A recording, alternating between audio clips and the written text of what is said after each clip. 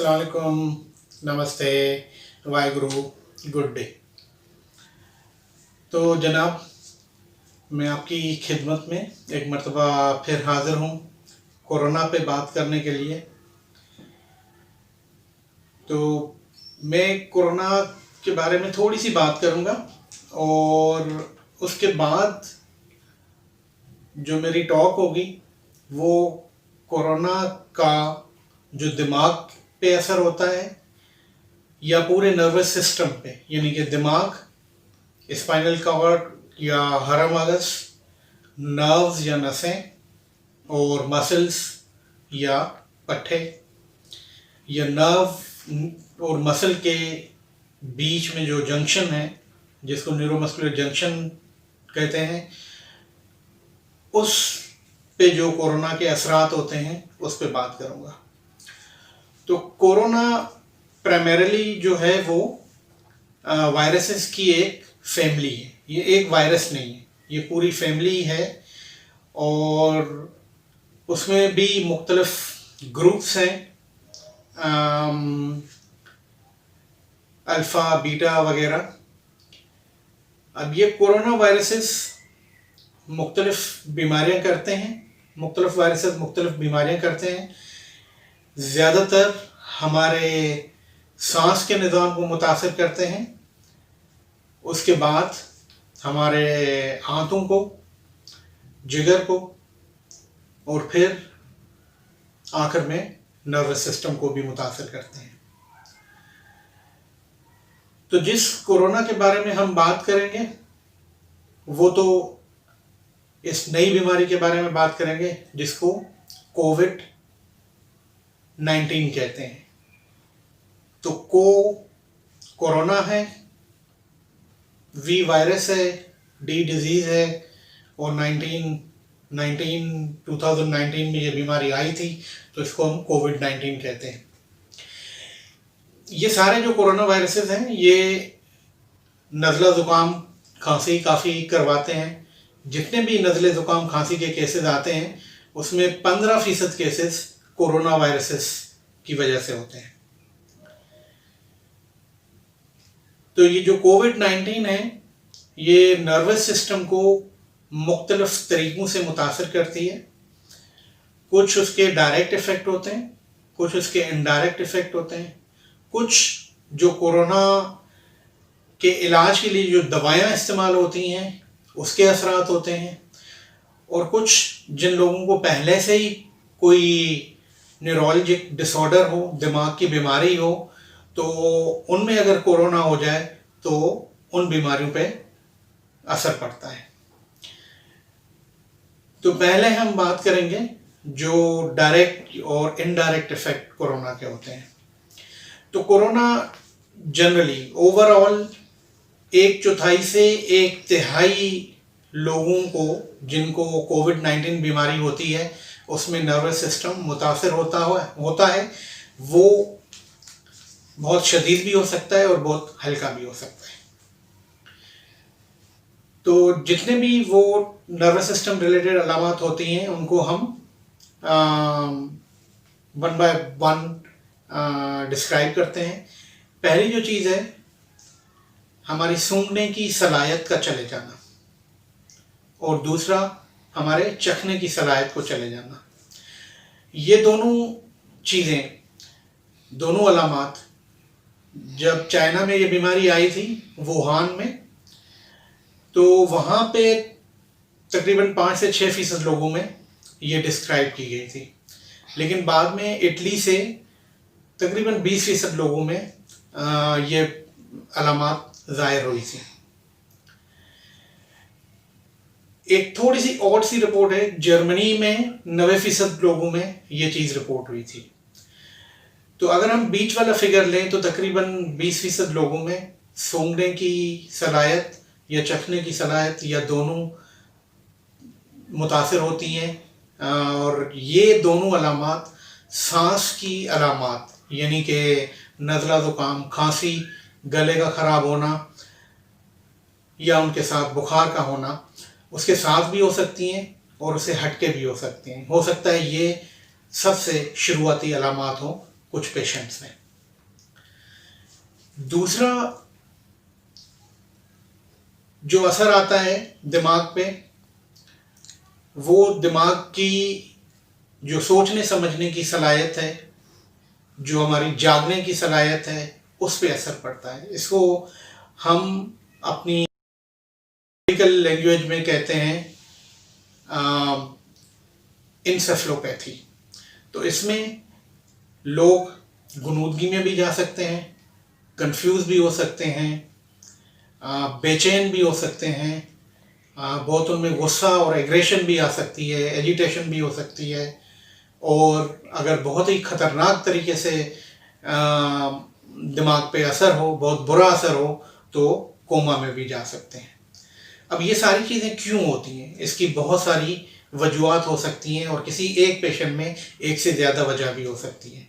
वजूहात ये हो सकती हैं कि हमारे जिस्म में इस बीमारी की वजह से, कोविड-19 की वजह से, अगर सांस में बहुत ज़्यादा खराबी आ जाती है, जिसमें ऑक्सीजन कम हो जाती है, तो उससे भी दिमाग मुतासर होता है। अगर हमारे गुर्दे ख़राब हो जाते हैं, यानी कि किडनीज ख़राब हो जाती हैं, क्रेटिनिन बढ़ जाती है, या जिगर ख़राब हो जाता है, तो उन दोनों सूरतों में भी हमारा दिमाग मुतासर हो सकता है। और अगर बहुत ही बुरा वाला इन्फेक्शन हो, सेप्सिस हो जाए, तो उससे भी हमारा दिमाग मुतासर हो सकता है। और कभी कभार ये भी हो सकता है कि वायरस डायरेक्टली हमारे दिमाग में दाखिल होके वहाँ पे सोजिश पैदा करे, या यहाँ के वहाँ पे जाके जो दिमाग के खलिए हैं उनको नुकसान पहुँचाए, तो भी ये सारी चीज़ें हो सकती हैं। फिर अगली जो चीज़ होती है वो होती है सीजर या फिट्स। ये ज़्यादा आम नहीं है, बहुत ही रेयर 2-4% लोगों में फिट्स होते हैं, और कुछ लोगों में 1% से भी कम लोगों में दिमाग के मुतासर होने की वजह से सिर्फ ये होता है कि उनको चलने फिरने में लड़खड़ाहट हो जाती है। फिर कुछ लोगों में तकरीबन 3 से 5% लोगों में फालिज भी हो सकता है, और फालिज ज़्यादातर खून की रग बंद होने की वजह से होता है, क्लॉटिंग की वजह से, लेकिन कभी कभार ब्रेन हेमरेज भी हो सकती है, यानी कि रग फट जाए। और उसके तफसील फालिज के मुख्तलिफ अक़साम के हम पहले एक वीडियो में डिस्क्राइब कर चुके हैं, फालिज और उसका इलाज में, तो आप उसको भी देख सकते हैं। फिर जिन लोगों में फालिज होता है या जिन लोगों में दिमाग मुतासर होता है, एन्सेफलोपैथी होती है, उसके कुछ रिस्क फैक्टर होते हैं। जिन लोगों को कोरोना की बीमारी शिद्दत से होती है, उन लोगों में इन दोनों चीज़ों के होने की रिस्क ज़्यादा होती है। जिन लोगों की उम्र बड़ी होती है 60 से, उन लोगों में ज़्यादा होता है। जो लोग डायलिसिस पे चले जाते हैं उनमें ज़्यादा होता है। जिन लोगों की पहले से न्यूट्रिशन अच्छी नहीं है, उनका फंक्शनल क्लास अच्छा नहीं है, उनमें ये बीमारी ज़्यादा होती है, दिमाग पे ज़्यादा असरात आते हैं। और जिन लोगों की सोचने समझने की सलाहियत पहले से कम होती है, या उनको दिमाग की बीमारी जिसको डिमेंशिया कहते हैं वो होती है, तो उन लोगों में एन्सेफलोपैथी की रिस्क ज़्यादा हो जाती है। इसी तरह से जिन लोगों में फालिज के रिस्क फैक्टर ज़्यादा होते हैं, जैसे शुगर और ब्लड प्रेशर और बढ़ती हुई उम्र, तो उन लोगों में फालिज होने की रिस्क ज़्यादा होती है। फिर अगली चीज़ जो होती है वो है नसों का मुतासर होना। और कोविड के कुछ पेशेंट में नसें मुतासर होती हैं, और उन लोगों को एक एक्यूट न्यूरोपैथी हो जाती है, जिसको GBS कहते हैं। और GBS के तफसीलात में मैं नहीं जाऊंगा। उस सिलसिले में अगर आपको तफसीलात जानने हैं तो एक और वीडियो है इसी चैनल पे GBS के मुतालिक, उसको आप सुन सकते हैं। फिर कोई तकरीबन 10-15% लोगों को जिस्म में बहुत दर्द होता है, और ये दर्द पट्ठों की सोजिश की वजह से होता है, कि ये वायरस पट्ठों को मुतासर करता है, तो उसकी वजह से उनको पट्ठों में सोजिश होती है, तो उनको बहुत ही बुरा दर्द होता है। तो ये हैं कोविड-19 के हमारे नर्वस सिस्टम पे डायरेक्ट और इनडायरेक्ट इफेक्ट। फिर कुछ चीज़ें दवाइयों से जुड़ी हुई हैं, जैसे कोविड में कुछ दवाएं यूज़ की गई थी शुरू में या अब यूज़ हो रही हैं। जैसे पहले मलेरिया वाली दवाइयों का इस्तेमाल था, क्लोरोक्विन और हाइड्रोक्सीक्लोरोक्विन, तो वो फिट्स होने की रिस्क बढ़ाती हैं ये दवाएं, स्पेशली जिन लोगों में पहले फिट्स हैं तो उनका थ्रेशोल्ड कम हो जाता है, उनको जल्दी होते हैं फिट्स। उन लोगों में कन्फ्यूजन हो जाती है, एग्रेशन हो जाती है, इरिटेबिलिटी हो जाती है। फिर दूसरी दवाई जो कि अभी बहुत ही लेटेस्ट जो दवाई कोविड-19 के इलाज के सिलसिले में आई है वो है डेक्सामेथासोन। एक तरह का स्टीरॉइड है, बहुत आम है, बहुत सस्ता है, बहुत सारी और बीमारी में इस्तेमाल होता है और ये देखा गया है कि कोविड-19 में वो फ़ायदा देता है उन लोगों को जिनमें ऑक्सीजन की ज़रूरत पड़ती है या जिन लोगों को वेंटिलेटर की ज़रूरत पड़ती है। तो डेक्सामेथासोन के भी नर्वस सिस्टम पे कुछ असरात हो सकते हैं, जैसे वो लोग इरिटेबल हो सकते हैं, उनमें ट्रेमर या कपकपी हो सकती है, उनकी नींद डिस्टर्ब हो जाती है और कभी कभार उनके पट्टे बहुत कमज़ोर हो जाते हैं।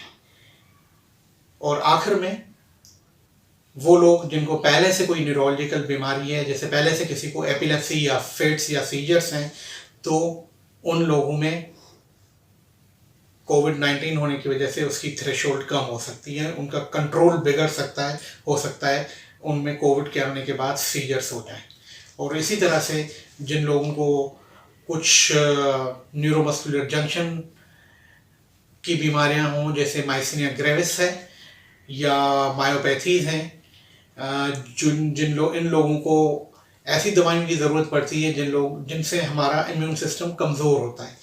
तो इन लोगों को खास ख्याल रखना होता है कि उनको कोरोना ना हो, क्योंकि ये रिस्क पे होते हैं कोरोना होने के, और एक मरतबा उनको कोरोना हो गई तो उनकी जो प्राइमरी अंडरलाइंग डिजीज़ है वो ज़्यादा बुरी हो जाती है।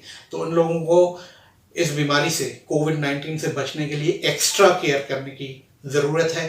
उनको ज़्यादा सोशल डिस्टेंसिंग करनी चाहिए, इनको ज़्यादा मास्क का इस्तेमाल करना चाहिए, इनको ज़्यादा गैदरिंग से दूर रहना चाहिए।